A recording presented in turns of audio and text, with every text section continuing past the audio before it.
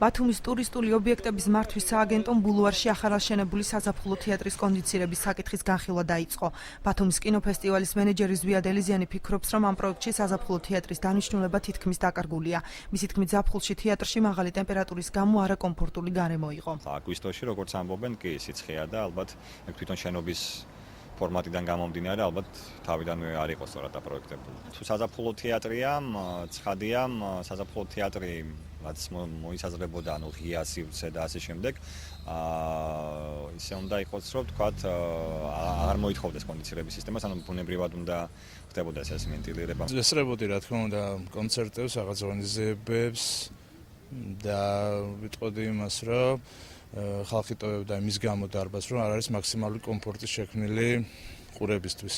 ანუ ზაფხულში სამცხელოდა, ზამთარში შემოდგომა, ანუ შემოდგომაში კი უფრო სიცივე იგრძნობოდა. საზაფხულო თეატრის პროექტის ავტორი და არქიტექტორი ამბობს, რომ თეატრის პროექტირება ეტაპობრივად მიმდინარეობდა და კონდიციონირება გათვალისწინებული თავიდანვე არ ყოფილა. პროექტირება ხდებოდა ეტაპობრივად, ვინაიდან თანხები იყო შესაბამისად.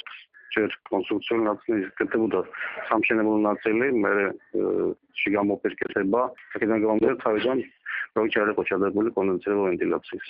საკრებულოს თავმჯდომარე ირაკლი ჩავლეიშვილი თვლის, რომ საზაფხულო თეატრის პროექტს ძველ შენობასთან საერთო არაფერი აქვს. მისი თქმით, ამ ეტაპზე ქალაქის თვითმმართველობა იძულებულია თეატრის კონდიცირებისთვის დამატებითი ხარჯები გაიღოს. თავის დროზე მართალი გითხრათ, მე ამ პროექტისთვის მხარი არ დამიჭერია და არ მომწონდა, დღესაც არ მომწონს მართალი გითხრათ, არაკომფორტულია.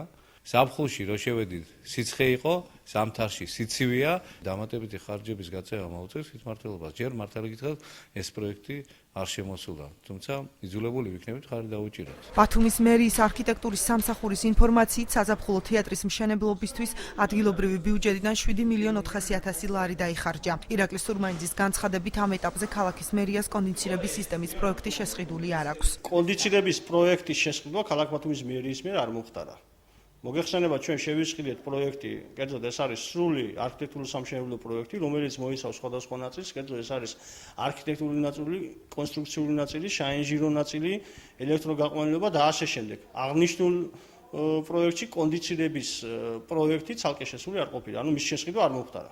ბათუმის ტურისტული ობიექტების მართვის სააგენტომ საზაფხულო თეატრზე კონდიცირების სისტემის დამაგრების გადაწყვეტილება მიიღო. სააგენტოს დირექტორი გელა დეკანაძე ფიქრობს, რომ თეატრმა მაყურებლის მიზიდვა ზამთრის პერიოდშიც უნდა შეძლოს. თავის დროზეც არ იყო კონდიციონირება და კლიმატ კონტროლიშით, უბრალოდ ეხლა გადაწყვეტეთ ჩვენ ხელმძღვანელობამ, რომ იმის გამო, რომ რადგან ქალაქში არსებობს კიდევ 2 საკონცერტო დარბაზი და მათთან კონკურენციის გაწევის მიზნით ჩვენ გადაწყვეტეთ მაყურებელს შევუქმნათ კომფორტი ზამთრის პირობებში. საზაფხულო თეატრში გახსნიდან დღემდე არაერთი ღონისძიება გაიმართა. შეუსაბამო ტემპერატურის გამო ხშირ შემთხვევაში მაყურებელი დარბაზს ღონისძიების დასრულებამდე ტოვებდა.